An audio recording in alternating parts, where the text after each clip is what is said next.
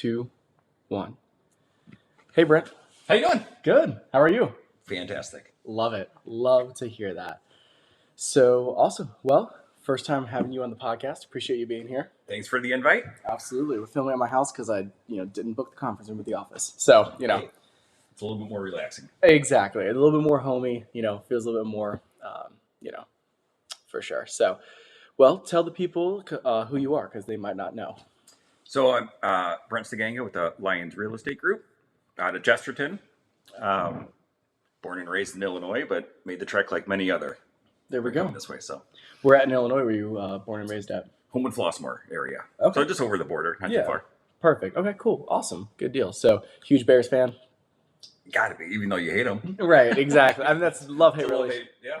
Yeah, love-hate relationship for sure. Are you a Sox or a Cubs guy? Cubs. Okay, there you go. And then Blackhawks, obviously, too, right? 100%. There we go. Awesome. I love it. Cool. So tell us a little bit about yourself. How long have you been in real estate and what's your background like before that? Because this is not your first career path, right? No, I think this is where I should be. I've always wanted to be in real estate, but it didn't start that way. Been in real estate for 6 years, full-time, about 3 years. Okay. But I started at Steak and Shake. There you go. I was general manager at Steak and Shake. That's how I got into Indiana in Portage for a couple of years. And then right before real estate, I did 10 years in the beer business. Okay. There you go. So sales consultant, and then went into real estate, which during the COVID, which I think a lot of people did. Yeah. And it just kind of took off and did well. There you go. I love it. Well, especially you having the beer background too. It makes life a lot more interesting, right? Oh yeah, it's a conversation. Absolutely. Sure. 100%. So went full time, during 2020, during COVID, stuff like that. How long have you been with the Lions Group? All 6 years. Oh, that's awesome. So the only other brokerage I've been with for a short stint when I got my Illinois license is with Keller Williams, but until we opened up one for the Lions Group. So okay, I love it. Yeah, that's good. Good deal. How did you get started in real estate?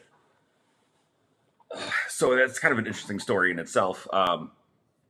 While I was in the beer business, they were trying to do a training to motivate you to do better in that particular job, which a lot of the questions arise of like kind of what you're passionate about, what do you want to do? And it's like one thing after another, like I was answering all things real estate.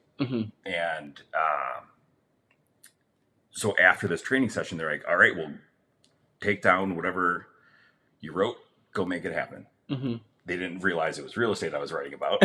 So I literally left that meeting, went into Macaulay, and gained information about real estate at school. And I happened to have a vacation the very next week. So I ended up doing the online courses. I finished it in 5 days. Holy shit. Knocked it out. Yeah. And then studied for 2 months during, basically it's really my 6-year anniversary because it was right at Thanksgiving, Christmas. I studied and then took the test right after that. So for everyone who doesn't understand why I was just like baffled right there, it's like, so to get for a loan officer to get your license, it's like a simple 20-hour course. On the real estate side, it's like, it takes people months. Yeah, it's a 90 credit course. Yeah. If you were doing it in person, it would be 3 days a week, 3 hours a day for about 3 months. Yeah, that's insane. And you did it all in like 5 days. Holy crap. That became my job. It was 7 a.m. till 7 p.m. for every day. 5 days. Yeah, and you're still probably blitzing through it. Yeah. Because, I mean, even like the continuing education on my end, I have to do like 8 hours a year for my license. So I'll pick a Saturday, go to a bar or restaurant that I like, sit there all day and click through everything, right? And have a couple drinks while I'm doing it. And, even that, like I couldn't, do that 5 days in a row, right? And I'm sure it was probably more than 12 hours a day because it's insane. Yeah, it was, but it was also necessary. There's no way with the job I had, I can get it done and still be a functioning human being. Right. And so I took vacation. No one was at home. Kids were in school. Knocked it out. There you go. So. Well, and that's pretty powerful too. Like, to show your drive and just the human drive in general. Like you can do the impossible, right? When it's necessary to do the impossible, right? Yeah. That's insane. I still can't believe that. Strap up your boots and just get to work. Yeah, that's crazy. Good for you. That's awesome. So cool. So you passed the test, right? Got everything done that way, and then you still were doing your dual career for, you said, like what, 3 years? Yeah, about 2.5, 3 years. Okay, perfect, awesome. So how did you balance that? Going through the dual career side. Well, starting off, I wasn't busy, Mm-hmm. so it's just kind of like doing what I can, doing open houses every once in a while, Sure. picking and choosing. I mean, it was working when I can. Right. So it was, after hours, it was weekends, it was whatever, again, just whatever it took just to try and get my feet wet. Yeah. Okay. Awesome. I love that. So, and I know that like you have, every real estate agent, right, has like their niche, right? Some people it's first time home buyers. Some people it's, luxury listings or whatever it is, right? You kind of, choose where you want to be, and you start to develop your clientele in that area, right? I think you're one of the first agents that I've talked to that, might not, you obviously you do help anybody that comes over to you, right? And it doesn't matter what their situation is, but you've taken, the stance on working with, some people that like are a certain niche that I've never really seen anybody target, right? Specifically with seniors. I know that's something we've talked about a lot. You've done a lot of the senior specialist, certifications and things of that nature. So how did you get into that niche specifically with senior real estate? Well, it was almost a mistake. Okay. It's just the nature of me helping people out. I actually had we're recording on Veterans Day. We had a nice old time war vet, fought in the Korean War, and big time Marine Sarge. Mm-hmm. And he was just looking to buy a home. He was renting. He just wanted to buy a home to where he can, kind of be himself and do his own thing. So I helped him buy a home. A year and a half later, his health started declining. He gave me another call, and he was like, Brent, I might need to go into some assisted living, but I have no idea where to start. Mm-hmm. Like, all right, Sarge, let me help you out. Right. Right. So we got his house listed, and then I just started making calls to different assisted living facilities. And as I was making those calls, everyone on the other end at the assisted living facilities are like, oh my God, you got to come in. Give me your card. We need somebody like you that's actually willing to work with seniors, help them out. We'll give you referral fees and this and that. I'm like, I don't need anything. I'm just trying to help one of my clients out. That's all I'm trying to do. Right. So then after I started making these calls, it just came a little bit more relevant that there is a need Mm-hmm. that no one's fulfilling. Right. People obviously help senior citizens all the time, Mm-hmm. but not in the realm that I was doing. Right. So then after that, again, it wasn't that many credit hours, but did the course in a day. Mm-hmm. Got my accreditation. I'm seeing a theme here. Again, once you set your mind to something, I just want to get it done. I'm not one to let's do it in 6 months. Like there's no point. Yep. So get it done, and so I kind of hit the ground running with that. And yeah, just started a relationship with all of basically Lake and Porter County assisted living facilities and helping them out as well. Yeah. So that's awesome. So, and again, too, like you discovered the need, right? So you had a client that, that was in that position. And a lot of times too, like that's how a lot of people I feel like find their niche too. They have a client they work with that they enjoy, and then it just opens the door to a massive opportunity, right? So I love that, and that was the client we were talking about before we started here too, right? That just bought a new place. Yeah. That's awesome. So he decided that assisted living wasn't for him. There you go. But whatever, it happens. So after we sold, he just went back to renting, and now fast forward another year later, he just gave me a call that he got one more move in him. There you go. Not to assisted living. There we go. So we just got him under contract for a new brand new construction ranch home. There you go. Maintenance free. So yeah, it's good. Well, hey, cheers, by the way. Absolutely. Yeah, you're a gin guy. I'm a bourbon guy. So it's Friday. Cheers. It is Friday. I can definitely drink. I was telling my friends too. I was like, I was cutting back on drinking during the week, right? Because how like with real estate, you could always find some reason to drink during the week, right? Hey, I'm running a contract. Yeah, exactly. Or like an event Cheers. or whatever it is, right? And so, so I just recently was like, okay, I'm only going to drink on Fridays and Saturdays now. So there we go. And here we are. And here we are, for sure. So, what are some aspects of senior real estate that make it different than other real estate transactions? So there's a lot of different things that can come apart. On the best side of things, it's probably where you have to deal with the adult children a Okay. lot, along with the senior, Mm-hmm. and see what works best. So you have more people you have to deal with, and it's a different way of handling the clients, Yeah. and more people involved, and you got to be a little bit more, I guess, just not careful necessarily, but you have to just treat it differently, because there's a lot of more emotions involved Right. than just buying a new home. Right. Especially if it is going into if the parent is going to be in the assisted living. Right. Right. That's emotional for everyone. Oh, of course. Yeah. And so it's just how you handle it. Right. I think it is a big deal. On the lighter side of things, it's just time for downsizing. Right. Which they're considered seniors in senior real estate at 55. Okay. So it's young. Right. Still, Right. for Right. most people, they're not looking for that. Okay. But there are necessary moves and steps and things that you look at that you have to treat every situation different. Right. And it's just see what their needs are and make sure they're all met and do it, as gently as you can sometimes. Right. Well, I would imagine it's a very sensitive topic. Like if you're having somebody go into assisted living, right? One, like you said, that's already an emotional process for adult children to see their parent now have to take that journey. And we all know, like once, because my grandpa recently passed away, and that was something that kind of went through on that side of things. Where once you start that process, right, and you go into assisted living, like you're not coming out of that, right? And so that's the beginning of the end, essentially, right? So there's a lot of emotions going through that, on the clientele's perspective. And then also, too, I would imagine sometimes you have, not every single scenario, right? But I would imagine more than a few. You would have some children disagreeing with other children in the family. And so now you have to tiptoe around those issues while also trying to do your job, which is help the senior themselves get to where they need to be and have the money they need to do to facilitate that move as well. Yeah, 100%. I mean, I get it, because you're kind of hitting on it to where most people will need the sale of their home to help support the move into the facility. Right, of course.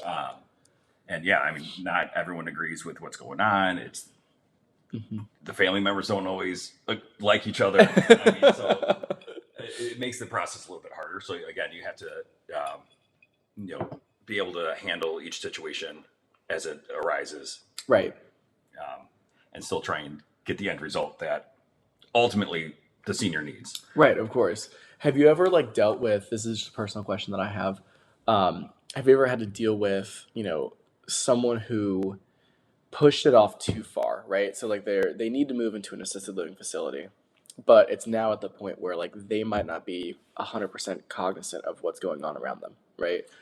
And so they've used a power of attorney to help with facilitating that transaction. Has that brought any specific or intricate challenges to what you do? So I haven't dealt with it personally, but that's a major challenge, right? And that's where I think starting at an earlier age, considering just senior living, making sure you get all your ducks in a row, right? With making sure whoever's going to be your power of attorney is set. Whether it's the living wills and the trusts, and just getting that out there, because if you don't have it, and a lot of times it's an accident, that you can be 100% fine. Right. One day you have a unfortunate fall, and now it's an emergency. Right. Of course. So now it's not like you weren't ever thinking that was going to happen, because it's not like a decline in health that you may have some time. It's just a freak accident, and now it's too late. Right. Oh, of course. Yeah, no, 100%. Well, and so for people that are watching this that might not know 100% what we're talking about, simply a power of attorney would be obviously someone that has the ability to sign off on your behalf for the things that you want to have done, right? They're making decisions for you based on what you, the guidelines that you've set up, right? So typically it'd be a child or a spouse or something like that that's over the age of 18, obviously, and has the ability to, that has your best interest in mind and is going to do what you want to accomplish with the assets that you have. I think that, with, trusts and wills and things like that, it's essentially the same thing where not exactly the same thing, right? But you have a plan put in place as to what you want to have happen with your assets. And so now that, with that all put down in a will or a trust, it is able to be executed upon either your death or, your, um, Inability to make decisions. Yeah. Yeah, exactly. So at what point do you think that it's important for somebody to have those things in place, right? Because I know you're talking about senior real estate. You technically qualify for that if you're over the age of 55. When is a good time for someone to start thinking about putting together a will, a trust, or something like that? I mean, it's well before you're a senior. Yeah. I mean, it's as soon as you almost buy a home Okay. or you have, a family. Right. Because it doesn't matter what age you are. Right. It could be a car accident or Yeah. heart attack. I mean, it doesn't matter. There's no age to that. Right. So anytime you have assets that you want to protect, in a sense, because otherwise it ends up in the court system. Right. So, Yeah. Yeah, because otherwise, if you don't have a plan, it ends up in probate, Yeah. Which again is the court deciding what's going to happen with it. And eventually, usually it does get to the right places, but it takes a long time for it to get there, Yeah. right? Whereas with these tools you can use, it moves that a lot quicker, and it's actually what you want. You're not leaving it up to the state to decide everything. And you just update it as you go, and life changes, right? So Yeah. it's easier to change than to start. Right. Oh, of course. Once you get going. Absolutely. 100%. So, what are a few signs, like if someone's listening to this podcast, right, and they're thinking, okay, well, I'm kind of getting up to up there in age a little bit, and I'm starting to maybe start looking into these things, right? When do you know that you're ready to have a conversation with someone like yourself that has the designation of a senior real estate advisor? Often it starts at the phase of just downsizing. Sure. So that's when you have rooms that you're not using any longer. Maybe you can no longer do the lawn work that's necessary, too much to clean. Maybe you can't handle stairs as well as you used to. Right. So that's kind of like the initial indicators that it's like, okay, we got to start doing a little bit something. A lot of people, go to, that 2-story home down to that ranch to where it's not going to have the stairs. Like stairs are a big thing. Well, I never like stairs. Oh yeah, no, I hate stairs. So it's like, it doesn't matter what age, but I mean, as you get older, those are just a very beginning step to make it a safer home as you start growing older. And then obviously from there, it's if you're looking into, you need closer to certain hospitals or if doctors, if you're starting to have certain health issues. So those are other indicators. Like if you're too far away, do you need to be closer to your kids? Do you need help cutting grass? Do you need, anything that to where you're going to start needing some assistance from somebody else is another indicator of what do we need to do here. Okay. So that way, again, I know like for my parents actually just bought a house about 8 minutes away from me. Oh, nice. They were 50 minutes. Yeah. So that's a big difference. Right. Now right. I can help them. Right. They're not ready for that yet, but who knows what happens tomorrow. Right, of course. So now it's just that hop, skip, and jump away to where it could be groceries, cutting grass, bringing something, right, down to the basement for them, or whatever the case may be. Yeah, of course. That will help and prevent them from having an accident that can, progress their symptoms and aging. So there you go. Yeah, no, I love that too, right? And I think it's really important as you're starting to make that transition, right? Because it's, I think it's like one of those topics that might not be necessarily scary inherently, but you're kind of like thinking about the end of it, right? Like, okay, well, like, oh, I don't want to, start, I don't want to, start down this process because, it's basically me just like, giving up, right? Or whatever, right? But I think that's a lot of it is just preparing yourself for the step, taking the necessary steps to increase the ability of your life so that you can do the things that you want to do, right? Yeah, it doesn't have to be like the end is near. Right. It could just be simply making your life better right as you get older. Yeah. Who wants to cut their grass? Exactly. I don't even want to cut my grass now. Like, you can get rid of that. You start doing your vacations and trips. You don't have to worry about any of the maintenance and things. It's just a different way of thinking of it, of your next chapter of life. Right. Enjoying it differently. Yeah, enjoying it differently and, putting yourself in the position to maximize, the efficiency of your life as well. Yeah. Yeah, absolutely. So what are, I guess what are like the biggest mistakes that you've seen someone make when it comes to that transition, of, okay, I've, lived in this home, maybe my kids just went off to college, right? And they're all in their career paths now, they're relocating over the country. So I'm thinking about downsizing at that point, or, I've already downsized, I think about going into a senior living facility. What are some of the biggest mistakes people have made that you've experienced or you've seen? Waiting too long, Okay. for sure. Yeah. Because again, I think as you get older and all the memories you've had, Mm-hmm. like they could be there for 50 years in the same house. Right. You know, that again, it's not easy. Oh, yeah. So they don't want to do that. And then, at some point, it just takes more of a toll on your body and your life than if you would have done it 5 years ago. Right. So a lot of things that people can do to where it's not like, oh, let's put it all in a will and they can take care of it when I'm dead. It's like, start giving stuff away now. Mm-hmm. If you don't need it, you don't want it, you don't use it, Mm-hmm. but you don't want to throw it away, start, willing that stuff off early. Right. Just take it, one room at a time. Like it doesn't have to be, it could be a 2-3 year process. Right. Start whittling it down and just making yourself comfortable with the idea earlier than later. Mm-hmm. So I think some other, maybe not necessarily mistakes. Sometimes when I think the parent needs to probably go into a assisted living facility, Mm-hmm. The adult children will try and have them in their own home. Oh, And then that kind of ruins yeah. that home. Like it may work out for a while. It may Right. work out for some, Right. but that takes a toll on that family, especially if there's grandchildren in the house. And Right.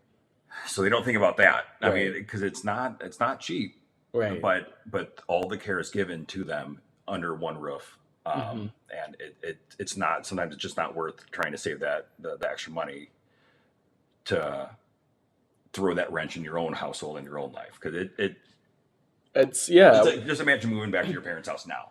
Right. No, exactly. Or having having my parents move into my place, right? Yeah. And because well, one, obviously it depends on their cognitive function, right? Because on the one hand, like if they're completely there, then it's like, okay, well, like I have my parents living in my house with me, right? Yeah. Like they're still gonna think they're the boss of me, right? Even though they're in my house, right? And there's gonna be not obviously issues, but there'll be some tension, I'm sure. Just like in any family, Mhm. right? And then on the other side too, like when my grandfather, I was telling you, recently passed away, when he had at-home care at his house, right? So we would all take turns like staying there, hanging out with him because the nurse would be in and out and stuff like that, right? So in a situation like that where it's like closer to the end, right? I mean that the nurses are coming in at all hours of the day and night, right? So that could disrupt a lot of different things. And then also you start to see the that senior's descent right into the end essentially at that point. And that could take a really big toll, especially if you have children at your house. So I think, in this case, it would be the grandparent, and then you have the maybe your children at that point. So your parent, your kids. Let's say your kid is 10 years old, and they've played baseball with grandpa, growing up or whatever, and now they see grandpa like not being able to have basic bodily functions, right? It could definitely take a toll on that kid too. Yeah. I could definitely see that happening as well. So yeah. So yeah, it's a lot to think about. I mean, Yeah. that's where I think it's different than, right. I'm just, hey, I want to go buy a home. Mm-hmm. There's a lot you can discuss Yeah. about seniors and what direction is probably best for you and your family, and obviously the senior being number one. Yeah. So Well, and it's something too that like when you told me about it first, I was like, okay, cool. Like that's that's a niche, like good for Brent, right? But as we talked about it more, like I've learned that there's so much more intricacy that goes into this, right? More so than even like the first time homebuyer stuff or the people that are especially like the luxury listings too. Like there's some benefits to that as well, but I think that this niche here, like you're actually providing a lot more detailed of a service than what would meet the eye when you initially tell somebody what it is that you do, right? yeah, it's a lot to unravel. Yeah. I mean, and there's still more. Oh yeah. I mean, it's the different things, like it's the estate sales that we can be a part of, and I have connections with. It's the ones that can help you determine where they are going to move, what you can fit into it, and they'll kind of stage it out for you and say, hey, this is the space we have. And so I mean, there's a lot more tender love and care. Yeah. I guess that needs to go behind this. Oh yeah, and a lot more details too. Like, yeah, we've probably barely scratched the surface of exactly what it is that you do in there too. So, Brent, are there any other questions you have or anything else you want to talk about here while we got the time today? I think that's pretty good for day one. Cool. I love it. We can definitely do a part two. We can definitely do a part two for sure. So we'll get a part two on the books. I appreciate you coming on here. And where can everyone find you? Obviously, Facebook's probably best. Okay. Number one, Brent Perfect. Stegenga. So yeah, that's easy, the easiest route for now.